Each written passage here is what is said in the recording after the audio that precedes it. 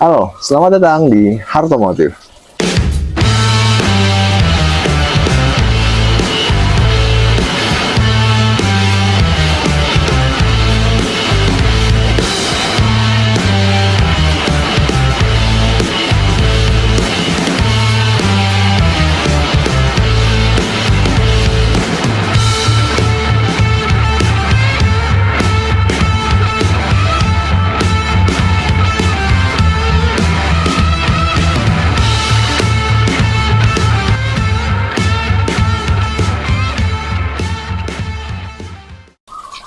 Kali ini gue mau bahas motor, teman-teman.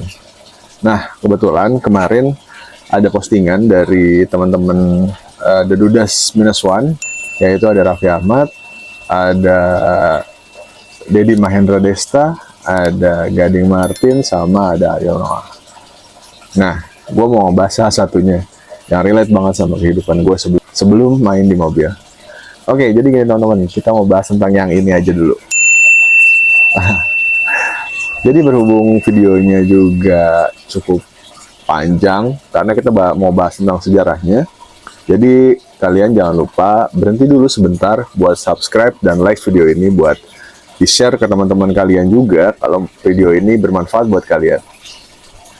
Oke, yang pertama, motor Force One ZR yang dipakai sama Raffi Ahmad. Sebelumnya, waktu gue zaman SMA, gue juga pakai motor ini, teman-teman. Jadi motor harian gue. Tapi generasi pertamanya yaitu Force One 1993.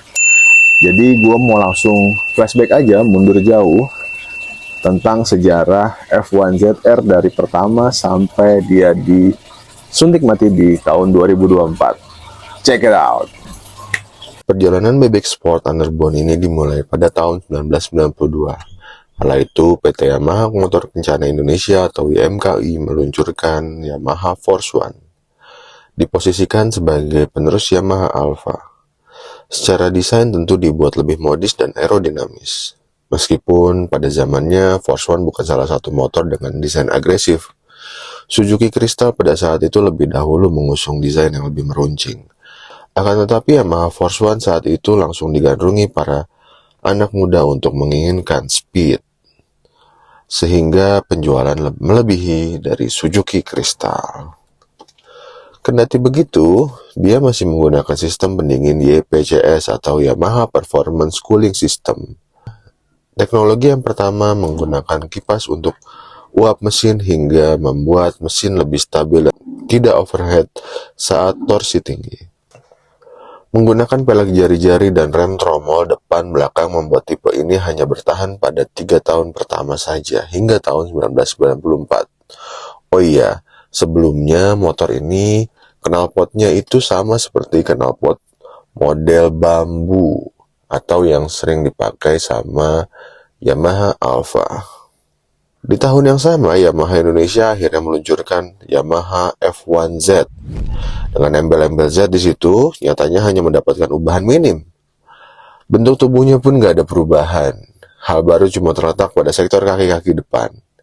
Pihak pabrikan memasang cakram sebagai bagian perangkap pengereman yang cukup jarang dipakai pada motor bebek pada saat itu. Hanya memang ada beberapa opsi bagi pemilik uang lebih.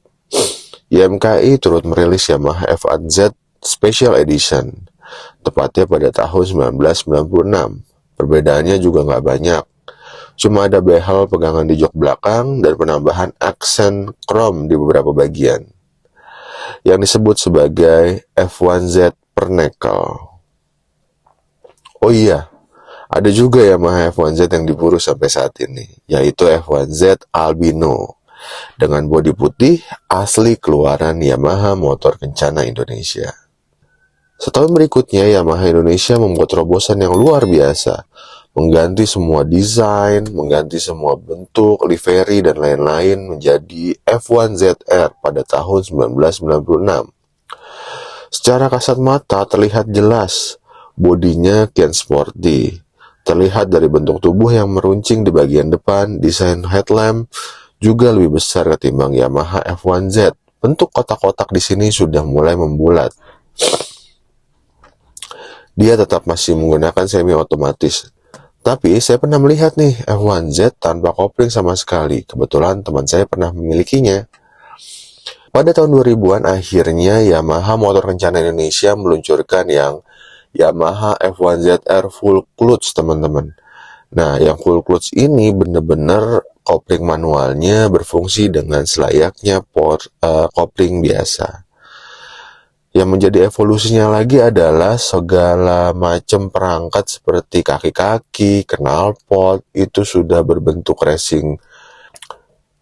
Oke, untuk desain tahun 2000-an ini adalah desain yang paling luar biasa menurut saya. Sangat fenomenal karena pemilihan warna yang sporty, bentuk livery yang sporty, dan juga banyak variasi-variasi yang menganut tanda kutip racing-racingan.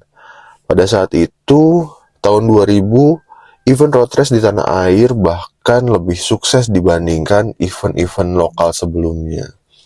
Dari mulai Tarkam sampai ke event kejuaraan nasional, itu ada dan menggunakan motor ini. Salah satunya adalah Ahmad Jayadi, Hendriansah, itu adalah beberapa orang pembalap-pembalap nasional yang menggunakan F1ZR yang luar biasa kencang pada saat itu dan belum ada lawannya. Soal spesifikasi, Yamaha Fish Air ini dibekali mesin 1 silinder 2 tak berkapasitas 110,4 cc.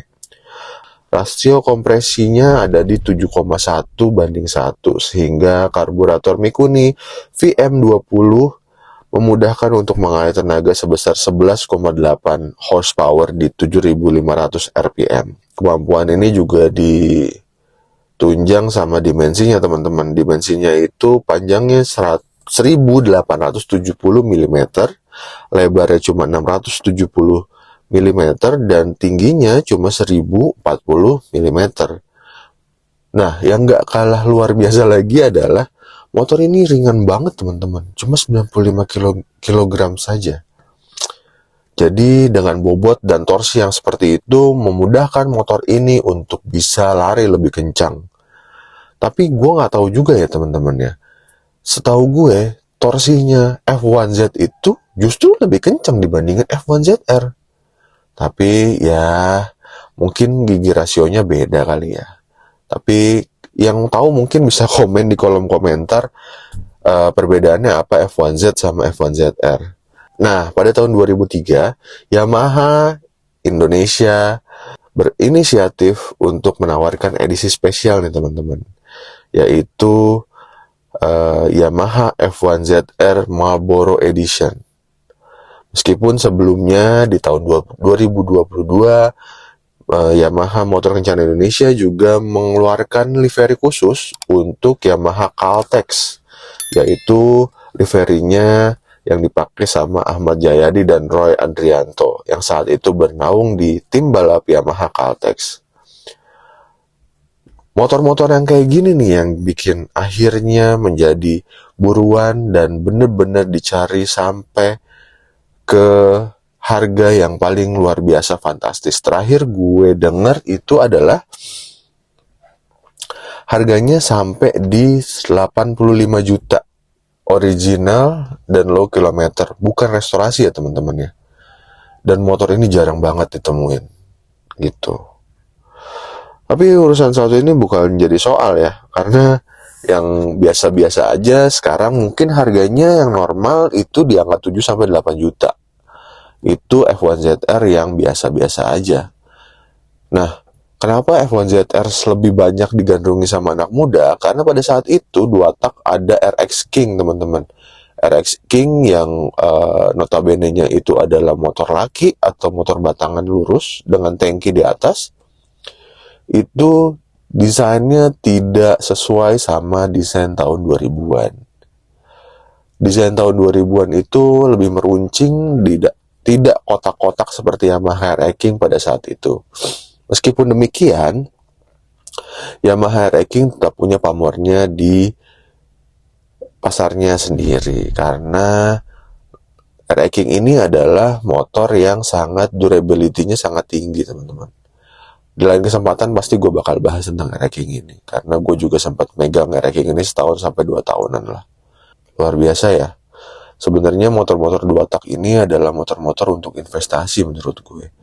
Tapi dengan catatan keadaannya original dan keadaannya mint condition atau bener-bener baik tanpa ada perubahan sedikit pun. Oke, sekian dulu mungkin dari gue videonya.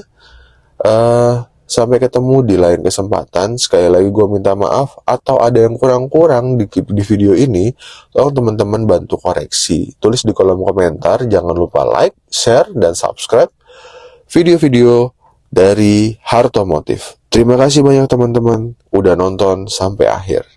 Sampai ketemu lagi di video-video selanjutnya. Bye.